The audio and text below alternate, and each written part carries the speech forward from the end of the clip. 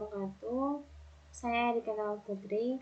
Kali ini akan sedikit menjelaskan tentang penelitian saya yang berjudul Analisa Aplikasi Simelon pada PT Jafarco Persero Agen LPG 3 kg berbasis web.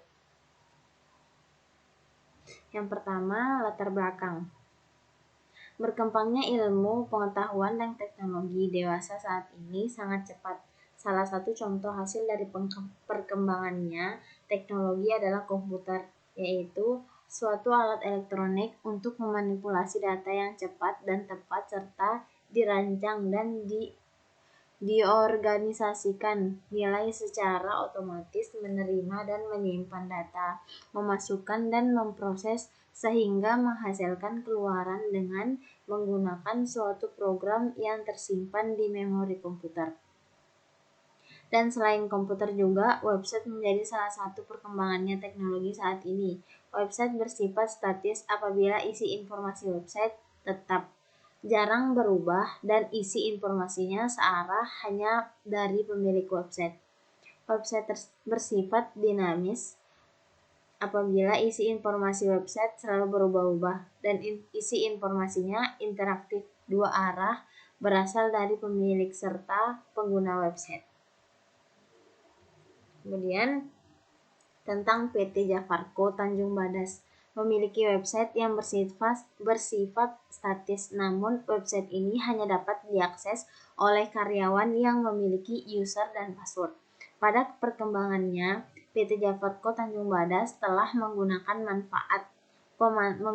pemanfaatan teknologi informasi dalam berbagai isi kegiatan operasional perusahaan, termasuk dalam proses input data. PT Jafarco Tanjung Badas menggunakan sebuah aplikasi web berbasis website untuk memudahkan para pengguna dalam memproses input tersebut.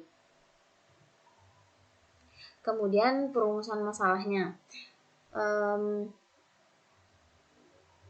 Pada PT Jafarco yang dapat diakses melalui https webpertamina.com merupakan software berbasis website yang hanya dapat diakses oleh pengguna yang memiliki username dan password. Dalam tulisan ini, penulis akan membahas bagaimana menganalisa aplikasi Simelon berbasis website pada PT Jafarco. Kemudian identifikasi masalah. Agar pembahasan yang dilakukan terarah dan tidak menyimpang dari permasalahannya yang ada dan analisa yang dibuat lebih terfokus sehingga mencapai kesimpulan yang tepat. Maka penulis membatasi pada masalah pengguna aplikasi Simelon berbasis website yang telah digunakan pada PT Jafarco Tanjung Badas, yang menjabarkan hal-hal yang terlihat oleh pengguna serta bagaimana pengguna berinteraksi dengan aplikasi tersebut. Kemudian manfaat penelitian. Manfaat bagi mahasiswanya itu, mahasiswa dapat menambah wawasan mengenai dunia industri dan meningkatkan keterampilan serta keahlian praktek kerja. Kemudian menjadi bekal untuk mahasiswa dalam menjalani jenjang karir yang sesungguhnya. Kemudian bagi instansi, perusahaan akan mendapatkan bantuan tenaga kerja dari mahasiswa yang melakukan penelitian. Kemudian adanya kerjasama atau hubungan baik antara universitas dengan perusahaan sehingga perusahaan tersebut dikenal oleh kalangan akademis dan dunia pendidikan.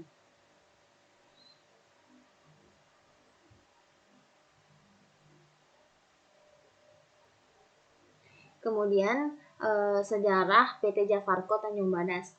Yang pertama, PT Jafarco Tanjung Badas berdiri pada 4 Oktober 1984 pada awal transporter dalam antrian angkutan bahan bakar minyak. Jadi, banyak angkutan antara ke Newmont mengantar BBM ke sana. BBM adalah bahan bakar premium dan solar. Pengisian juga diantarkan di SPBU. Dulu ada hanya 2 model kendaraan di transporter. Yang pertama ada warna biru dan warna biru ini untuk industri bertujuan mengantar bahan bakar minyak solar ke industri-industri besar seperti PLN, PT Newmont, Tambak, dan PT Mitra lainnya yang membutuhkan BBM. Sedangkan kendaraan yang berwarna merah hanya mengantar ke seluruh SPBU Sumbawa, Kabupaten Sumbawa Barat, Bima, dan Dompu. Sampai saat ini tidak ada kegiatan pengeluaran usaha, melainkan ada penambahan untuk SPBU dan agen LPG 3 kg. Itu pun yang menjadi agen yaitu anak perusahaan yang menjadi agen LPG 3 kg subsidi yang pertama PT Mita Biru Madian dan PT Surya Mita Indah. Pada tahun 2020 melalui produksi LPG 3 kg. Perusahaan PT Jafarko Tanjung Badas ini merupakan perusahaan lokal pertama di Sumbawa yang bergerak di bidang pengangkutan yang bekerja sama dengan Pertamina. Dulu Pertamina di Sumbawa belum ada, jadi perusahaan mengambil bahan bakar di Ampenan bagian Utan di bagian Labu Pade menggunakan perahu dan masih menggunakan drum untuk menyimpan minyak tanah, solar, premium. Jadi pada tahun 1984 sampai 2021 masih berdiri perusahaan PT Jafarko Tanjung Badas maupun di dalam usaha tidak ada pernah ada gangguan maupun di penghasilan. Tidak pernah ada gangguan maupun di penghasilan ataupun dari karyawan yang tetap stabil. Kemudian pembahasan landasan teori. Yang pertama, pengertian analisis.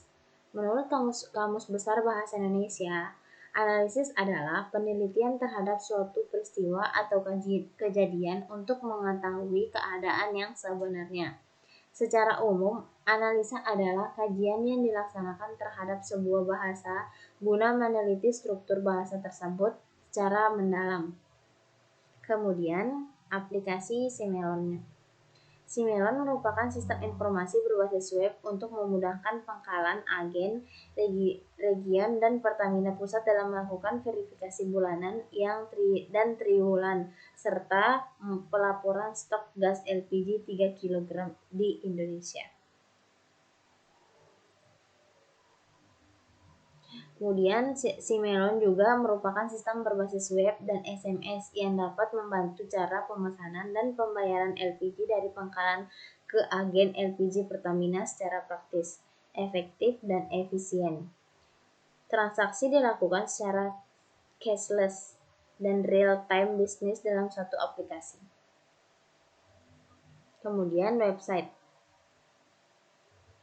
Menurut Kamus Besar Bahasa Indonesia, menurut Kamus Lengkap Dunia Komputer, website atau bisa juga disebut web adalah layanan penyediaan informasi di internet yang berbasis gratis.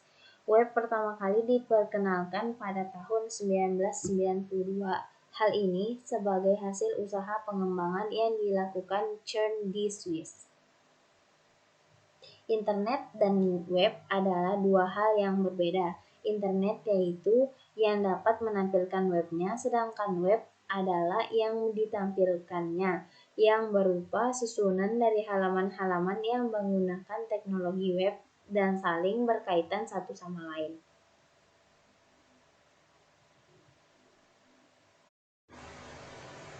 Kemudian pendekatan masalah.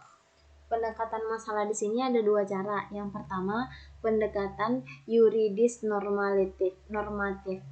Pendekatan yuridis normatif adalah pendekatan dalam arti menelaah kaidah-kaidah atau norma-norma dan aturan-aturan dengan cara studi kepustakaan, yaitu dengan membaca, mengutip, menyalin, dan menelaah teori yang berkaitan erat dengan permasalahan dalam penelitian.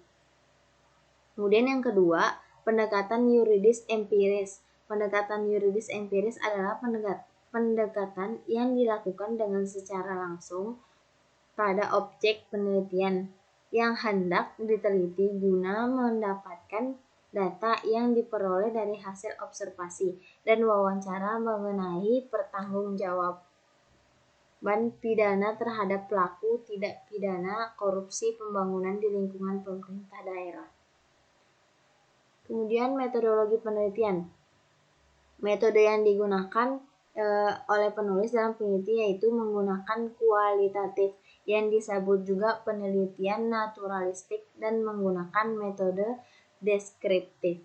Metode deskriptif adalah pencarian fakta dengan interpretasi yang tepat, karena metode deskriptif merupakan metode untuk membuat gambaran mengenai situasi atau kegiatan. Kemudian data dan informasi yang diperlukan. Yang pertama, data primer. Data primer diperoleh berdasarkan pada kapasitas subjek penelitian yang dinilai dapat memberikan informasi yang dibutuhkan oleh penelitian secara menyeluruh. Kemudian data sekunder. Data sekunder ini diperoleh berdasarkan penelitian mendukung sebagai pelengkap data primer. Kemudian lagi sumber data dan informasi. Sumber data dan informasinya ini berupa data pangkalan dan laporan realisasi bulanan penyaluran LPG 3 kg ke masyarakat pengguna rumah tangga dan usaha mikro. Kemudian metode pengumpulan datanya itu yang pertama wawancara, kemudian observasi dan dokumentasi. Dan instrumen penelitiannya, saya sebagai penulis menggunakan perangkat keras, yaitu hard disk dengan kapasitas 500 GB. Kemudian prosesor Intel Core i3. Kemudian perangkat lunaknya sistem operasi Windows 10, MySQL sebagai pengolah database awal, kemudian Microsoft Excel 2012. Kemudian lokasi penelitiannya ini dilaksanakan di PT Jafarko Tanjung Badas, Jalan Cendrawasih nomor 148, Brambiji, Kecamatan Sumbawa, Kabupaten Sumbawa, Nusa Tenggara Barat. Kemudian jadwal pelaksanaan penelitian pada hari Rabu tanggal 10 bulan 11 2021 melakukan studi kepustakaan.